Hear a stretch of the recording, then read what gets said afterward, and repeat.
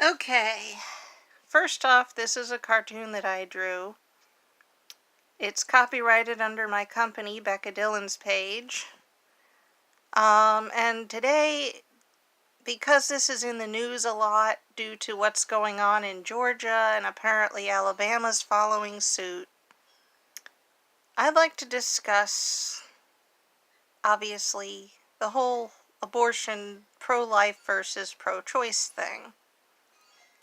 Now, the cat in the drawing is just a cartoon that I made up. It's nobody else's copyright but mine. And as you can see, it's saying, "Stop the insanity." This is going to be a constructive criticism of both pro-life and pro-choice groups. I'm going to start off with pro-life. Now, on the surface, you want to save lives, you want, more children born alive. Alright, that's good. And then you got pro-choice who want to support a woman's right to choose and protect women's rights. Also both good. Now let's get down to the bad. The pro-life people, unfortunately, are apparently deceiving women, claiming that they perform abortions when they don't, to get them into their crisis pregnancy centers, which are run by volunteers, not all of which are, people with medical training. They also like to physically steer women away from pro-choice centers when they're going to get, just routine exams. They yell quote-unquote facts in women's faces without actually knowing the facts. And they pressure women into giving their children up for adoption. Anyway, plus stalking doctors who happen to also perform abortions. Pro-choice, they like to focus, seems like almost entirely on abortion, when there's a bigger issue at hand. Now, do I think that you're wrong for being either pro-life or pro-choice? No. Am I pro-life or pro-choice? Find out at the end of the video. Anyway, what's going on in Georgia, for those that don't know, is, according to the news and all, the governor there has decided to criminalize miscarriages. And every woman who has a miscarriage gets an automatic 30 years in prison in Georgia.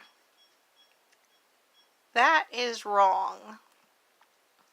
And, to be honest, I went and did some research into miscarriages after, reading that. And I found that, according to the Mayo Clinic, there are multiple reasons why one will occur, one of which is a always fatal chromosomal disorder called trisomy 16. Now, I'm glad I did research on this last night because I thought it was trisomy 15, but it wasn't. Now, I don't believe any woman should be put in prison for 30 years, all just because she had a miscarriage because her fetus had trisomy 16. That should not happen. Now, I do see a way, ironically, where pro-life and pro-choice can work together. First off is something that the pro-life people ain't gonna like, but it needs to happen, which is stop going after abortion.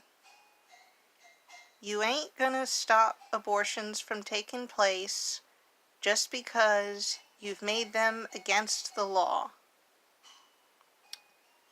Sorry, that ain't happening.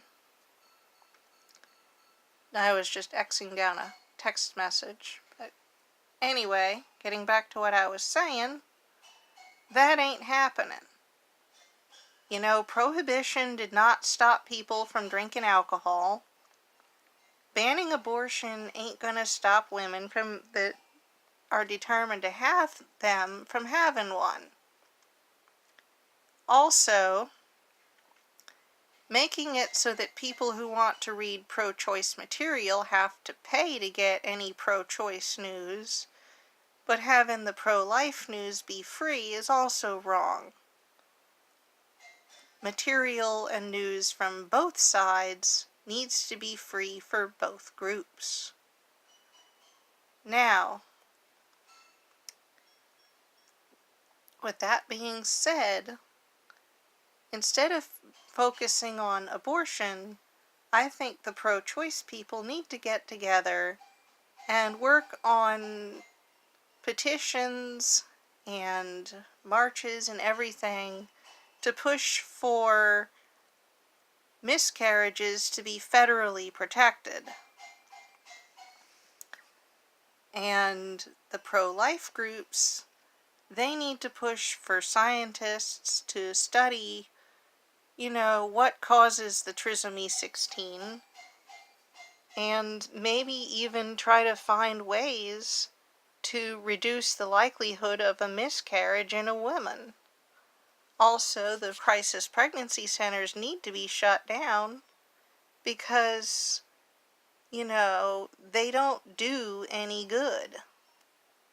Also, the pro-life people need to work on, you know, petitioning for legislation to overhaul the adoption agency and make it less deceptive. Maybe even have all forms of adoption federally protected and have laws in place regarding that. Now, what I am is anti-insanity. I see things from both perspectives, and I see where, you know, the pro-choice people are coming from. I see where the pro-life people are coming from, and hey, I support, you know, I support women's rights being protected.